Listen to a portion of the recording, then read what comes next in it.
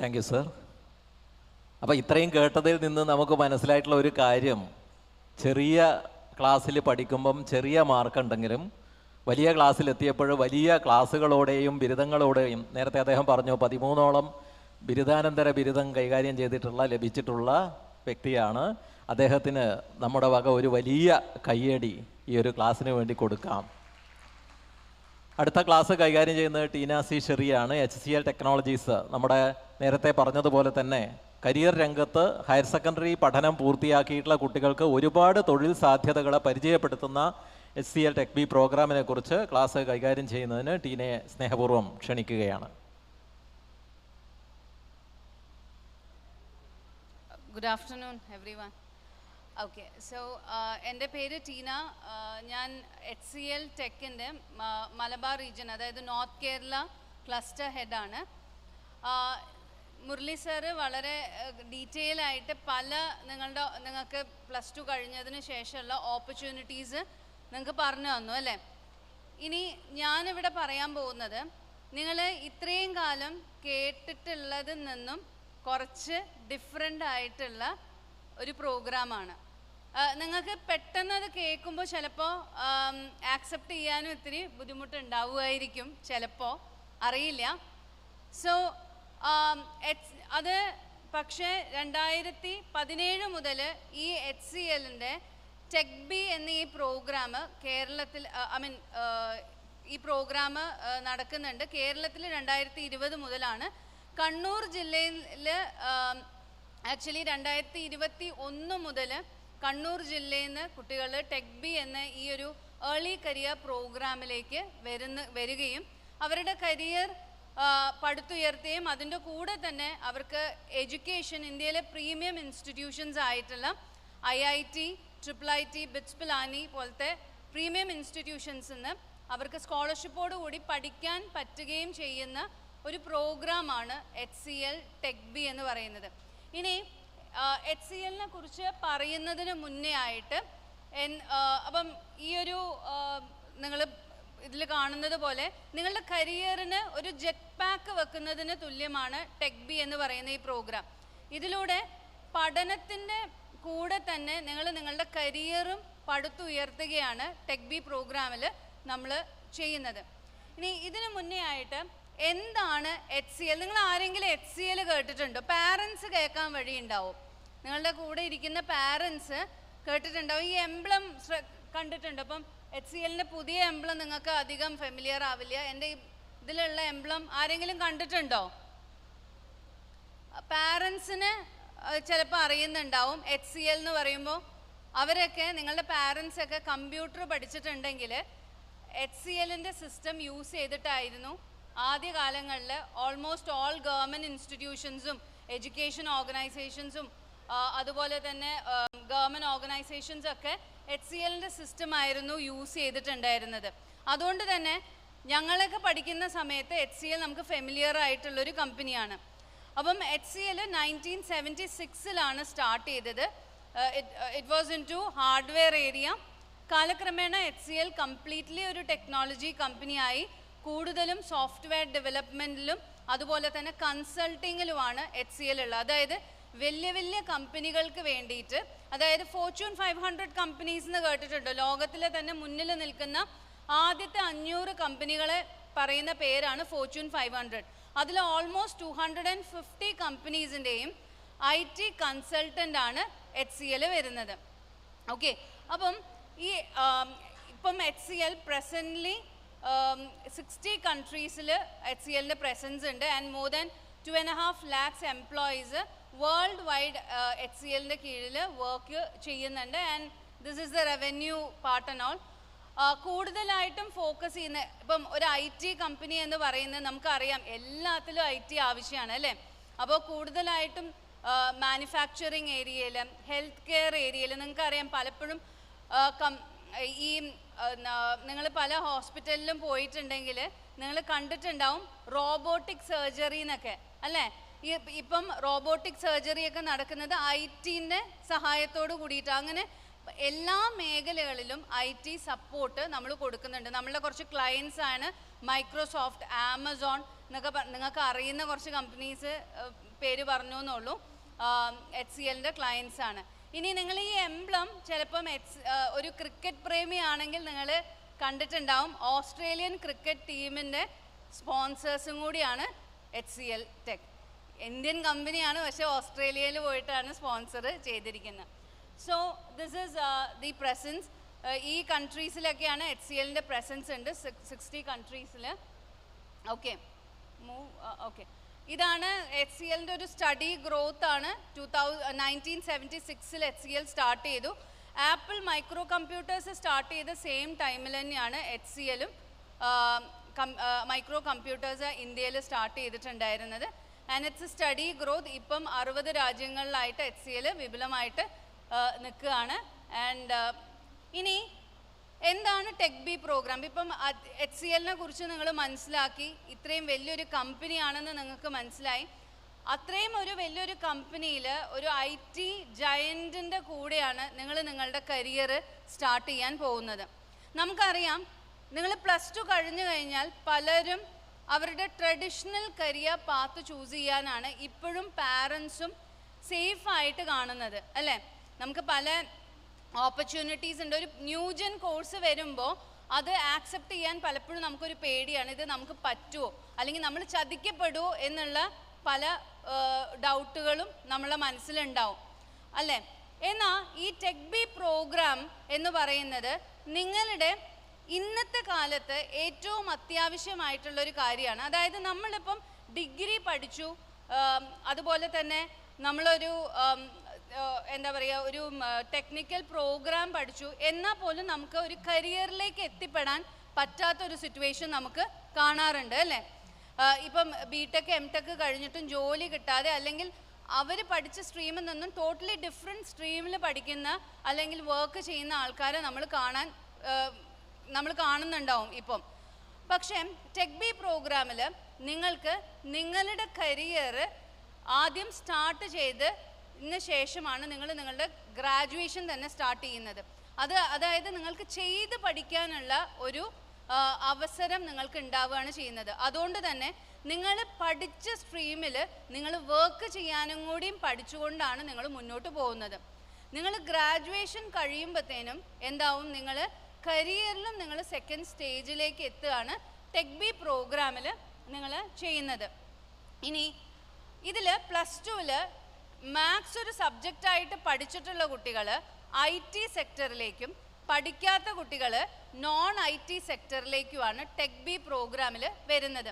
IT sector എന്ന് പറഞ്ഞാൽ അവരവരുടെ career as a software engineer HCL start ചെയ്യുകയാണ് ചെയ്യുന്നത്. ആൻഡ് അത് കഴിഞ്ഞതിന് ശേഷം ആ സെയിം ഏരിയയിൽ, അതായത് അവർ IT സെക്ടറിൽ നിങ്ങളെ ഏറ്റവും കൂടുതൽ എത്തിപ്പെടാൻ ആഗ്രഹിക്കുന്ന ഇൻസ്റ്റിറ്റ്യൂഷൻ സാറ് പറഞ്ഞിട്ടുണ്ടായിരുന്നു. ഏതാണ്? എൻജിനീയറിംഗിലെ ഏറ്റവും ടോപ്പായിട്ട് നിൽക്കുന്ന യൂണിവേഴ്സിറ്റി അല്ലെങ്കിൽ ഇൻസ്റ്റിറ്റ്യൂഷൻ ഏതാ? IIT, അല്ലേ? അതുപോലെ IIT, IIIT, ബിറ്റ്സ് പിലാനിയിലൊക്കെ നിങ്ങൾക്ക് പഠിക്കാനുള്ള അവസരം കൂടി ടെക്ബി പ്രോഗ്രാമിൽ നിങ്ങൾക്ക് കിട്ടുകയാണ് ചെയ്യുന്നത്. ഇനി നിങ്ങൾ നിങ്ങളുടെ കരിയർ HCLൽ സ്റ്റാർട്ട് ചെയ്യുമ്പോൾ ഏതെങ്കിലും ഒരു റോളിലല്ല നിങ്ങൾ സ്റ്റാർട്ട് ചെയ്യുന്നത്. നേരത്തെ കാണിച്ച സ്ലൈഡിലുള്ള പോലെ സോഫ്റ്റ്വെയർ ഡെവലപ്മെൻറ്റ് ഏരിയയിൽ അല്ലെങ്കിൽ IT സെക്ടറിൽ അനലിസ്റ്റ്, അതുപോലെ തന്നെ ഡെവലപ്പർ, ഇൻഫ്രാസ്ട്രക്ചർ മാനേജ്മെൻറ്റ്, ആ ഏരിയയിലൊക്കെ ആയിരിക്കും നിങ്ങൾ നിങ്ങളുടെ കരിയർ സ്റ്റാർട്ട് ചെയ്യുന്നത്. ഇനി ഇൻ ഡീറ്റെയിൽ ആയിട്ട് ടെക്ബിനെ കുറിച്ച് പറയുകയാണെങ്കിൽ +2 ഓവറോൾ റീസെൻ്റ്ലി +2 കംപ്ലീറ്റ് ചെയ്തിട്ടുള്ള സ്റ്റുഡൻസിനാണ് ടെക്ബി പ്രോഗ്രാമിന് എലിജിബിലിറ്റി ഉള്ളത്. അതായത് ഇപ്പോൾ നോക്കുകയാണെങ്കിൽ 2024 അല്ലെങ്കിൽ 2025 ഇപ്പോൾ പാസ്സാവാൻ പോകുന്ന കുട്ടികളാണ് ടെക്ബി പ്രോഗ്രാമിലേക്ക് എലിജിബിലിറ്റി ഉള്ളത്. കേരള സിലബസിൽ ഓവറോൾ 65%, മാത്സിൽ 60% മാർക്കുള്ള കുട്ടികൾക്ക് ഈ പ്രോഗ്രാമിൻ്റെ ഒരു ക്രൈറ്റീരിയ ക്ലിയർ ചെയ്തു. അത് കഴിഞ്ഞതിന് ശേഷം നമ്മൾക്കൊരു സെലക്ഷൻ പ്രോസസ്സ് ഉണ്ട്. ഫസ്റ്റ് ഒരു കരിയർ ആപ്റ്റിറ്റ്യൂഡ് ടെസ്റ്റ് ഉണ്ട്, പിന്നെ ഒരു ഇൻ്റർവ്യൂ ഉണ്ട്, പിന്നെ ഒരു ഇംഗ്ലീഷ് ലാംഗ്വേജ് ടെസ്റ്റ് ഉണ്ട്, വേഴ്സൺ. ഇത് 3ഉം ക്ലിയർ ചെയ്യുന്ന കുട്ടികളാണ് ടെക്ബി പ്രോഗ്രാമിലേക്ക് സെലക്ട് ആവുന്നത്. ഓക്കെ, ഇനി സെലക്ട് ആയി കഴിഞ്ഞു കഴിഞ്ഞാൽ ആദ്യം HCLൻ്റെ 1 ഇയർ ട്രെയിനിങ് ആയിരിക്കും ഉണ്ടാവാം. അതിൽ നിങ്ങൾക്ക് +2 മാത്സ് പഠിച്ചിട്ടുള്ള കുട്ടികൾക്ക് നിങ്ങൾ IT സെക്ടർ ട്രെയിനിങ് ആയിരിക്കും ഉണ്ടാവുക. ആ ട്രെയിനിങ്ങിലെ 7ാമത്തെ മാസം മുതൽ നിങ്ങൾക്ക് on the job training start ചെയ്യും. ആ സമയം മുതൽ നിങ്ങൾ ലൈവ് പ്രൊജക്റ്റുകളിൽ നിങ്ങൾ വർക്ക് ചെയ്യും. ആ സമയം മുതൽ നിങ്ങൾക്ക് സ്റ്റൈഫൻഡ് ആയിട്ട് monthly 10,000 from 7 to 12th month വരെ കിട്ടുന്നതായിരിക്കും. 13th മന്ത് പിന്നെ വേറെ സെലക്ഷൻ പ്രോസസ്സോ ഇൻ്റർവ്യൂ ഒന്നും ഇല്ലാതെ തന്നെ ഡയറക്റ്റ്ലി നിങ്ങൾ HCLൻ്റെ ഫുൾ ടൈം എംപ്ലോയി ആയിട്ട് നിങ്ങൾ നിങ്ങളുടെ കരിയർ HCLൽ സ്റ്റാർട്ട് ചെയ്യാണ് ചെയ്യുന്നത് with a starting salary between 2 to 2.2 lakhs per annum. non-IT കുട്ടികൾ, മാത്സ് പഠിക്കാത്ത കുട്ടികളാണെങ്കിൽ നിങ്ങൾ non-IT സെക്ടറിലേക്ക്, അതായത് നിങ്ങൾ എത്തിപ്പെടാൻ പോകുന്ന മേഖലകളായ ഫിനാൻസ്, അതുപോലെ തന്നെ HR, human resource management, administration, ഈ മേഖലകളിൽ, ലോജിസ്റ്റിക്സ് മേഖലകളിൽ നിങ്ങൾ നിങ്ങളുടെ കരിയർ സ്റ്റാർട്ട് ചെയ്യും. ആ സെയിം ടൈമിൽ നിങ്ങൾ നിങ്ങളുടെ ഗ്രാജുവേഷൻ സ്റ്റാർട്ട് ചെയ്യുന്നതായിരിക്കും. അത് IIM, സിർമൂർ, എമിറ്റി യൂണിവേഴ്സിറ്റി, ശാസ്ത്ര യൂണിവേഴ്സിറ്റിയിൽ നിന്ന് നിങ്ങൾക്ക് നിങ്ങളുടെ ഗ്രാജുവേഷൻ എടുക്കാം.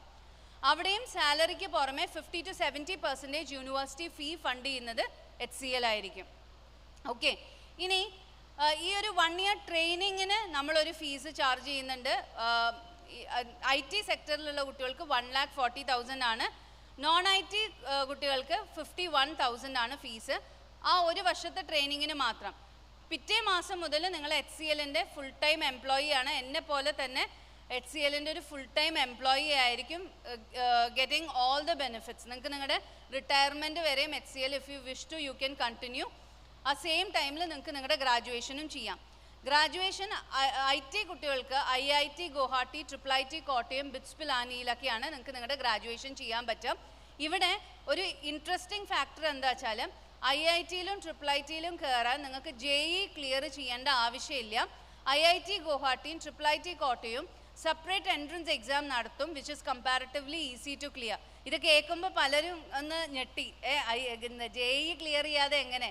പക്ഷേ നിങ്ങളുടെ ഭാഗത്തുനിന്ന് തന്നെ വായാട്ടുപറമ്പ് സ്കൂളിൽ നിന്നൊരു കുട്ടിയില്ലേ, ഇവിടെ വായാട്ടുപറമ്പിലുള്ള സോനു എന്ന് പറഞ്ഞ കുട്ടി IIT ഗുവാഹട്ടിയിലാണ്, കണ്ണൂർ ജില്ലയിൽ നിന്നുള്ള കുട്ടിയാണ്. മൂത്തേടത്ത് സ്കൂളിലുള്ള അഭയ് IIITയിലാണ് പഠിക്കുന്നത്. അപ്പം അവരവരുടെ career as a software engineer ചെയ്തുകൊണ്ട് തന്നെയാണ് ഈ പ്രോഗ്രാമിൽ അവരവരുടെ ഗ്രാജുവേഷനും ചെയ്യുന്നത്. So it's a great opportunity for students who wish to have a career in this industry. നിങ്ങൾക്ക് ഇതൊരു ചാൻസ് നോക്കാവുന്നതാണ്. അപ്പം നിങ്ങൾ ഇതിൻ്റെ ഒരു സെലക്ഷൻ പ്രോസസ്സ് ഉണ്ട്. അതിന് ആദ്യം നിങ്ങൾ ചെയ്യേണ്ടത് HCL ടെക്ബിൻ്റെ സൈറ്റിൽ കയറുക, അല്ലെങ്കിൽ നിങ്ങൾക്ക് ബ്രോഷറിൽ ഒരു QR കോഡ് ഉണ്ട്. ആ QR കോഡ് സ്കാൻ ചെയ്തിട്ട് നിങ്ങൾക്ക് രജിസ്റ്റർ ചെയ്യാവുന്നതാണ്. അതിലെൻ്റെ നമ്പർ ഉണ്ട്.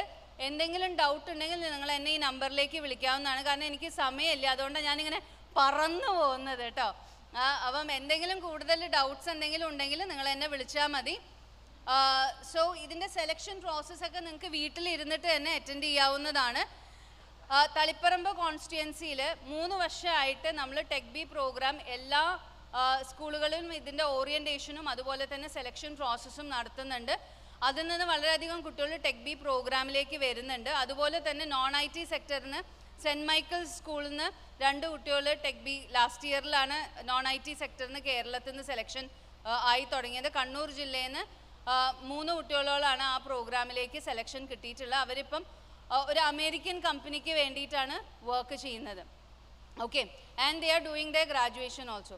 So this is all about TechBee program. നിങ്ങൾ തീർച്ചയായിട്ടും ഇതിൽ +2 കംപ്ലീറ്റ് ചെയ്തിട്ടുള്ള കുട്ടികൾ തീർച്ചയായിട്ടും ഇതിന് ഒന്ന് രജിസ്റ്റർ ചെയ്ത് നോക്കാം. എന്തെങ്കിലും ഡൗട്ട് ഉണ്ടെങ്കിൽ ഒന്ന് വിളിക്കുക നിങ്ങൾ. Okay, so that's all about TechBee program. And ഈ ഒരു പ്രോഗ്രാമിലേക്ക് നമുക്ക് ക്ഷണം കിട്ടിയതിനും അതുപോലെ തന്നെ ഇങ്ങനൊരു അവസരം നിങ്ങളായിട്ടും ഇൻട്രാക്ട് ചെയ്യാൻ അവസരം കിട്ടിയതിന് പിന്നോക്ക വിഭാഗ വികസന ഡിപ്പാർട്ട്മെൻറ്റിന് HCLൻ്റെ ഭാഗത്തുനിന്ന് നന്ദി പറയുകയാണ്. So thank you very much and wish you all the best. I hope 1 or 2 candidates will be there in TechBee program. നിങ്ങൾക്ക് ഈ ഒരു സെമിനാർ കൊണ്ട് നിങ്ങൾക്ക് വളരെയധികം ഉപകാരപ്പെടുമെന്ന് ഞാൻ വിശ്വസിക്കുകയാണ്. മുരളി സാറിൻ്റെ ക്ലാസ് ആണെങ്കിലും നിങ്ങൾക്ക് പല ഏരിയയിൽ നിന്ന് എന്താണ് നിങ്ങൾക്ക് ചൂസ് ചെയ്യേണ്ടതെന്നുള്ളത് നിങ്ങൾക്ക് ഒരു ഐഡിയ നിങ്ങൾക്ക് കിട്ടിയിട്ടുണ്ടാവും. So make use of it. Whichever program നിങ്ങൾക്ക് സ്യൂട്ടബിൾ ആയിട്ട് തോന്നുന്നതാണെങ്കിൽ നിങ്ങൾ ചൂസ് ചെയ്യുക, whichever best for you നിങ്ങൾ ചൂസ് ചെയ്യുക. അല്ലാതെ നിങ്ങളുടെ ഫ്രണ്ട്സ് പറയുന്നത് കേട്ടിട്ടോ ഇന്ന് കേട്ടുകേൾവിയുള്ള സെലക്ഷനോ നിങ്ങൾ ചെയ്യരുത്. ഓക്കെ, നിങ്ങൾക്ക് സ്യൂട്ടബിൾ ഏതാണോ അത് നിങ്ങൾ ചൂസ് ചെയ്യുക. അല്ലാതെ ഫ്രണ്ട്സ് പോകുന്നത് കണ്ടിട്ട് ട്രെൻഡിൻ്റെ പിന്നാലെ നിങ്ങൾ പോവാതിരിക്കുക. Okay, so thank you very much and wish you all the best. Thank you. Hello, അപ്പോൾ ഇന്നത്തെ ക്ലാസ് ഇവിടെ അവസാനിക്കുകയാണ്. നമ്മളൊരു വൺ വേ ട്രാഫിക് ആവേണ്ട നമ്മുടെ ഓഡിയൻസിൻ്റെ ഭാഗത്ത് നിന്ന് കൃഷ്ണപ്രിയയെ സ്നേഹപൂർവ്വം ക്ഷണിക്കുകയാണ്. ചുരുങ്ങിയ വാക്കുകളിൽ ഈ ക്ലാസ്സിൻ്റെ ഒരു അവലോകനം കൃഷ്ണപ്രിയ നിങ്ങൾക്ക് വേണ്ടി നടത്തുന്നതാണ്.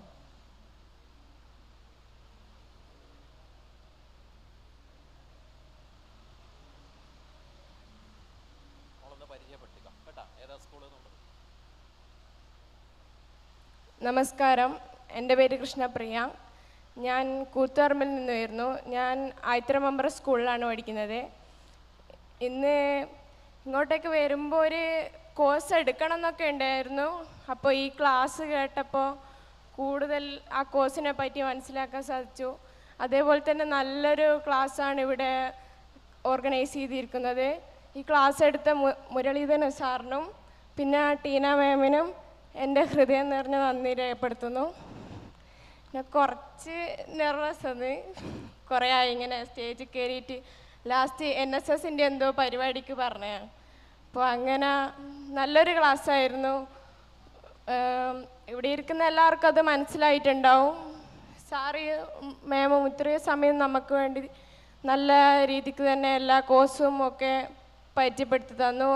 അങ്ങനെ ബോറൊന്നും അടിക്കാത്ത രീതിക്ക് തന്നെ എല്ലാം മനസ്സിലാക്കി തന്നു.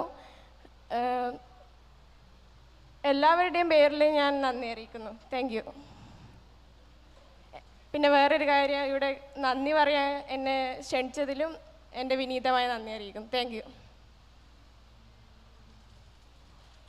നമസ്കാരം.